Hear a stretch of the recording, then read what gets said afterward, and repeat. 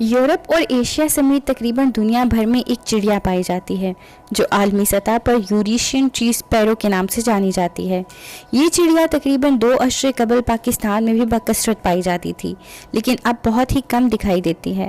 ہمارے خطے میں اس چڑیا کی نسل تقریباً ختم ہو جانے کا ذمہ دار چین ہے۔ چین میں 1958 سے اس چڑیا کے خاتمے کی مہم چلائی گئی۔ پہلی بار 1958 میں ماؤ زیدونگ نے چڑیا چوہوں، مکھیوں اور مچھروں کے خاتمے کے لیے مہم چلائی، جو کہ 1962 تک جاری رہی۔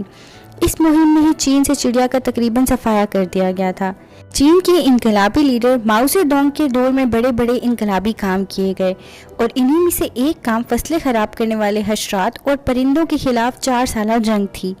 چینی رہنما کے کہنے پر 1958 سے 1962 تک فورٹ پیسٹ کیمپین کے نامی مہم کا آغاز کیا گیا، جس کا مقصد مچھروں، مکھیوں، چوہوں اور چڑیا کی ایک عام قسم کو صفائی ہستی سے مٹا دینا تھا۔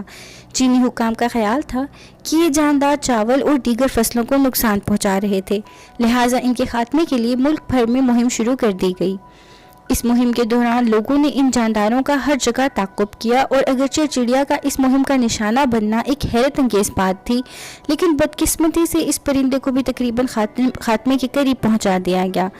لوگوں نے چڑیوں کے گھونسلے تباہ کر دیے، ان کے انڈے توڑ دیے، ان کے بچے مار دیے، اور جہاں بھی کوئی چڑیا دانہ دن کا چگنے کی کوشش کرتی، برتن اور ٹین کے ڈبے بچا کر انہیں اڑا دیا جاتا۔ اس مہم کا نتیجہ یہ ہوا کہ پورے ملک میں بیچاری چڑیا کا نام و نشان ختم ہو گیا، لیکن اس ظلم کا نتیجہ یہ نکلا کہ چین پر قحط کا عذاب مسلط ہو گیا۔